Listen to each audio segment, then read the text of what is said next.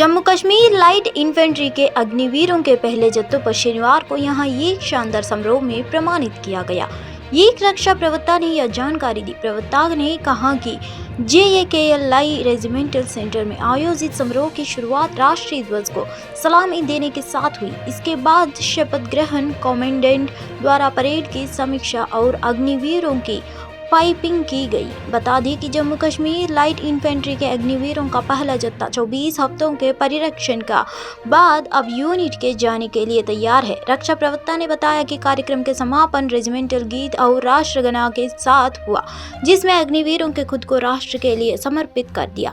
उन्होंने कहा, अग्निवीरों ने 1 जनवरी 2023 को अपना कठोर प्रशिक्षण शुरू किया। 24 सप्ताह के उनके प्रशिक्षण ने उनकी शारीरिक फिटनेस और सहन शक्ति को बढ़ाया है, उनकी इंद्रियों को तेज किया, उन्हें मानसिक रूप से मजबूत बनाया है और उन्हें युद्ध में जीत हासिल करने के लिए आवश्यक सैनिक कौशल सिखाया है। अपने बयानों के कारण अक्सर चर्च में रहने वाले AIMIM पार्टी के चीफ असदुद्दीन ओवैसी ने समाजवादी पार्टी के मुखिया अखिलेश यादव पर जमकर निशाना साधा है। असदुद्दीन ओवैसी ने रविवार को लिए गए अपने एक ट्वीट में इशारों में सपा प्रमुख पर तंज कसा है। ओवैसी ने अखिलेश यादव के शनिवार को दिए गए बयान पर पलटवार किया है। ओवैसी ने रविवार के लिए गए अपने ट्वीट में अखिलेश यादव का नाम लिए बगैर कहा कि अखिलेश भैया ने कहा कि असली हिंदुत्व को बचाना जरूरी है। इस इंसान को पिछले चुनाव में रिकॉर्ड तोड़कर एक तरफा मुसलमान वोट मिले थे। बसपा मुल्क भर में मुसलमानों को हिंसा और नाइंसाफी का निशाना बना रही है, लेकिन भाइयों को समाचार से प्रसूत नहीं मिलती। गलती भैया की नहीं है, गलती तो उन बिचालियों की है। उन्होंने डरा हुए मुसलमानों को गुमराह किया। एक आज़ाद सियासी आवाज़ के सिवा हमारा कोई और विकल्प नहीं है।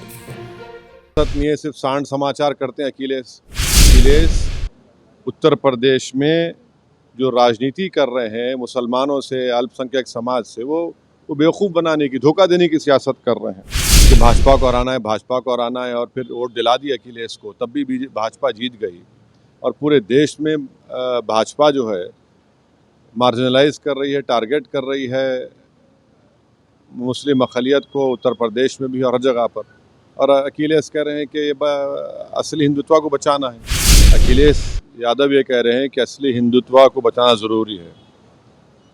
पिछले विधानसभा के चुनाव में अखिलेश यादव को एक तरफा मुस्लिम वोट मिला है, और जिसको एक तरफा वोट मिला है, जिसकी झोली में मुसलमान एक वोट डाल दिया, वो कह रहा है कि असली हिंदुत्व को बचाना है। क्यों बेवकूफ़ बना रहे आप मुसलमानों को उत्तर प्रदेश के? और आपको राष्ट्रीय राजधानी क्षेत्र दिल्ली सरकार विधेयक 2023 से पहले कांग्रेस नेता संदीप दीक्षित ने कहा कि अरविंद केजरीवाल उस स्थिति में है जो उन्होंने खुद बनाई है। उन्होंने यह भी साफ किया कि कांग्रेस पार्टी सिर्फ बिल का विरोध करने के लिए साथ है, इसका आप सरकार को कोई समर्थन नहीं है। अरविंद केजरीवाल उस स्थिति में है जो उन्होंने खुद बनाई है। किसी पर हमला करने वाली आप कौन होती है? आम आदमी पार्टी खुद बुरी तरह फंस गई है। उसे यह भी नहीं पता है कि कुछ साल बाद उसके नेता जेल में होंगे या बाहर। कांग्रेस सिर्फ बिल का विरोध करने के लिए साथ है या आप सरकार के समर्थन में नहीं है। देखिए, लोकसभा में तो ये बिल पारित होना था क्योंकि सरकार के पास बहुमत है, और अब तो जैसा मुझे ठीक से नहीं पता उस समय क्या हुआ, लेकिन बहुत से ऐसे दल जो एनडीए का हिस्सा नहीं है, उन्होंने भी इस बिल का समर्थन किया है। तो अब जब राज्यसभा में ये बिल आएगा, राज्यसभा में शायद भारतीय जनता पार्टी और उसके जो सरकार में सहयोगी दल हैं, उनका शायद 2, 4, 5 सीटों से पूरा बहुमत नहीं है, लेकिन अगर जो जैसे लोकसभा में हुआ है कि कुछ अन्य पार्टियों ने भी उनका समर्थन किया है, अगर वही रहा राज्यसभा में तो फिर तो बिल पारित हो जाएगा। और मेरा तो खैर एक अपना मत पहले से रहा है कि ये जो बिल है ये कोई दिल्ली के ढांचे को बहुत ज्यादा नहीं बदलता है, और ये पूरी की पूरी जो कहानी बनी है और जिस तरीके से दिल्ली में फजूल का एक विवाद खड़ा किया गया, ये केजरीवाल ने कोई 4-5 साल से एक पूर्व कांग्रेस नेता और डेमोक्रेटिक प्रोग्रेसिव आज़ाद पार्टी के अध्यक्ष गुलाम नबी आज़ाद ने रविवार को जम्मू कश्मीर से आर्टिकल 370 हटाए जाने का विरोध किया। उन्होंने कहा कि जो लोग जम्मू कश्मीर से आर्टिकल 370 हटने का सपोर्ट कर रहे हैं उन्हें वहां की असलियत और इतिहास के बारे में नहीं पता। आज़ाद ने जम्मू कश्मीर के डोडा जिले में रैली में कहा, आर्टिकल 370 जम्मू कश्मीर के लिए फायदेमंद था। इसे असंवैधानिक और जबरन तरीके से हटाया गया था। मुझे सुप्रीम कोर्ट पर पूरा भरोसा है कि उनका फैसला सही होगा। दरअसल आर्टिकल 370 हटाने के फैसले को चुनौती देने वाली 23 याचिकाओं पर सुप्रीम कोर्ट ने सुनवाई हो रही है। पिछली सुनवाई 2 से लेकर 3 अगस्त को हुई थी। मामले में अगली सुनवाई 8 अगस्त को होगी। उनको जम्मू कश्मीर के हालात मालूम नहीं है, जम्मू कश्मीर की हिस्ट्री नहीं मालूम है, जोग्राफिया नहीं मालूम है और इससे क्या नुकसान है और क्या फ़ायदे उनको ये मालूम नहीं। और 370 जो था वो किसी इलाके के लिए, किसी प्रोविंस के लिए या किसी एक धर्म के लिए नहीं था। उसके फ़ायदे कश्मीर वालों के लिए भी उतने ही थे जितने जम्मू वालों के लिए, जितने शहर वालों के लिए थे उतने देहात के लिए थे। इसलिए मुझे पूरा विश्वास है, भरोसा है कि सुप्रीम कोर्ट इसको विपक्षी दलों के गठबंधन इंडिया को लेकर भारतीय जनता पार्टी लगातार हमलावर है। अब पश्चिम बंगाल में बीजेपी विधायक और विपक्ष के नेता शुभेंद्र अधिकारी ने विपक्षी दलों के गठबंधन को निशाने पर लेते हुए कहा कि यह परिवारवादी और भ्रष्टाचारियों का जुट है। उन्होंने यह भी आरोप लगाया है कि ईडी और सीबीआई को रोकने के लिए यह गठबंधन किया गया ताकि अपने अपने परिवार को बचा सके। न्यूज एजेंसी एएनआई से बात करते हुए शुभेंद्र अधिकारी ने कहा, इंडिया नाम से कोई मतलब नहीं है, ये कुछ परिवारवादी और भ्रष्टाचारियों का झुंड है। ये लोग ईडी और सीबीआई को रोकने के लिए एक हुए हैं, इसका कॉमन एजेंडा है। नहीं, ये ऑपोजिशन का कोई पॉजिटिव एंगल नहीं है। ये हर बात पर ये ऑपोजिशन करता है। जब वैक्सीनेशन आया था, कोविड वैक्सीन, कोवैक्सीन हमारी देश की विज्ञानी ने लाया था और देश की सरकार ने उनके लिए जो साधन का जरूरत था, साधन उसको सपोर्ट किया है, फाइनेंशियल सपोर्ट। जम्मू कश्मीर के एलजी मनोज सिन्हा ने चल रहे हायर कमांड कोर्स 52 के पाठ्यक्रम सदस्यों के साथ बातचीत की और जम्मू कश्मीर को बदलने पर बात की। अपने भाषण के दौरान उन्होंने कहा कि 70 साल तक आम लोगों की आस्था पर कब्जा किया गया। धारा 370 और धारा 35 ये के नाम पर व्यवस्था के वैज्ञानिक स्वरूप दिया गया।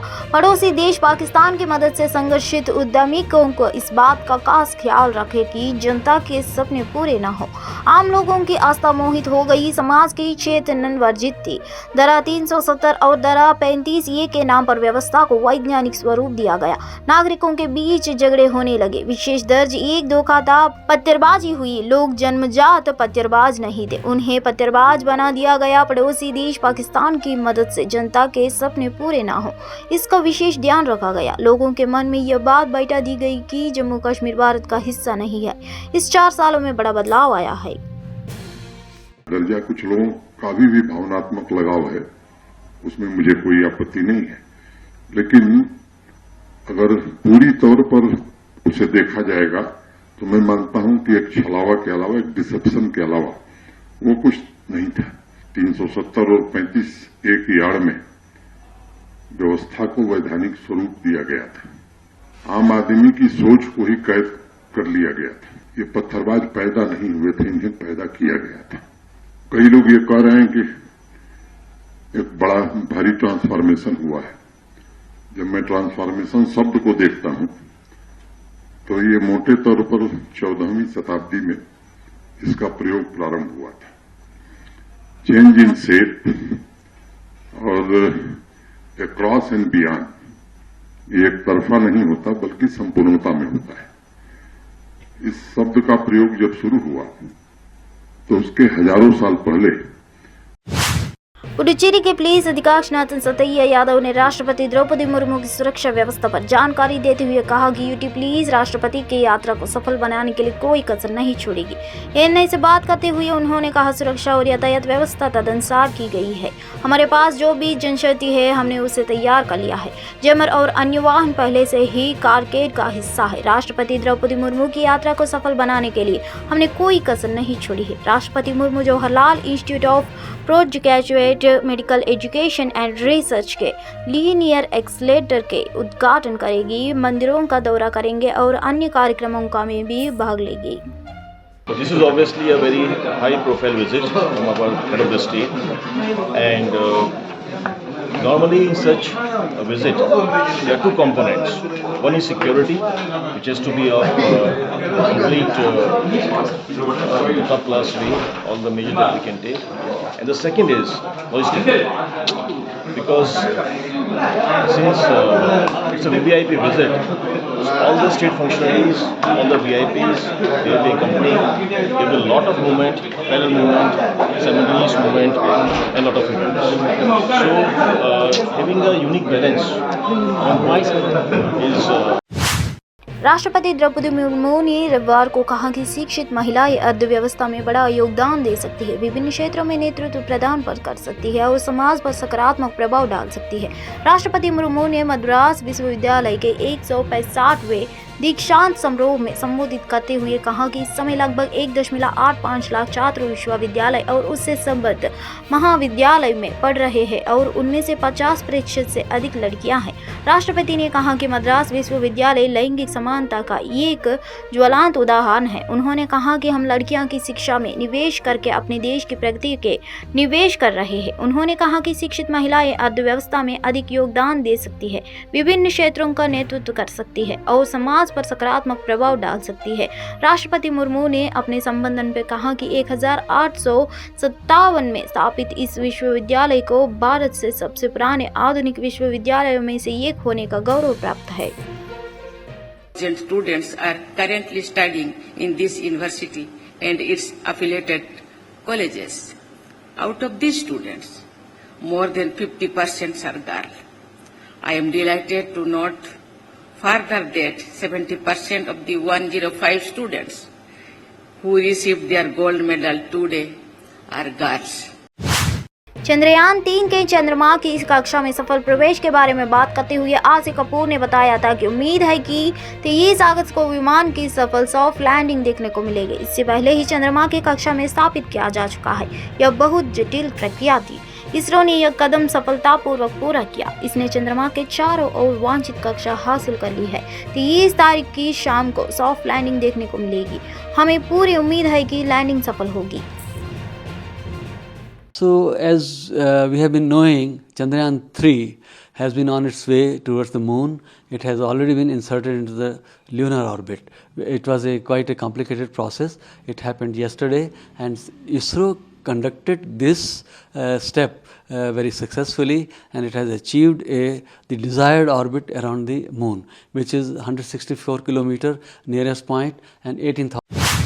आप नेता गोपाल राय ने कहा कि संविधान और लोकतंत्र से प्यार करने वाली पार्टियां GNCTD विधेयक का विरोध करेगी। उन्होंने कहा कि पार्टी विधेयक के नतीजे आने के बाद आगे की रणनीति तय करेगी। संविधान और लोकतंत्र से प्यार करने वाली पार्टियां लोकतंत्र की रक्षा के लिए मिलकर विधेयक का विरोध करेगी। अगला दिन महत्वपूर्ण है, गोपाल राय ने कहा। पार्टी कल नतीजे आने के बाद रणनीति पर फैसला करेगा। लोकसभा ने 3 अगस्त को राष्ट्रीय राजधानी क्षेत्र दिल्ली सरकार विधेयक 2023 पारित कर दिया है, जो शहर सरकार में वरिष्ठ अधिकारियों को स्थानांतरित और पोस्टिंग को संभालने के लिए प्रख्यापित अध्यादेश की जगह लेगा। यह विधेयक संसद के निचले सदन में आसानी से पारित हो गया, क्योंकि भाजपा के नेतृत्व वाली NDA के पास बहुमत है। इस मुद्दे पर सुप्रीम कोर्ट के फैसले से कुछ दिनों बाद मई में दिल्ली में सेवाओं के नियंत्रण पर अध्यादेश जारी किया गया था। सभी लोगों को दिल्ली के अधिकारों को जबरदस्ती छीनने के लिए केंद्र सरकार जो बिल राज्यसभा में लेकर के आ रही है, सबको इंतजार है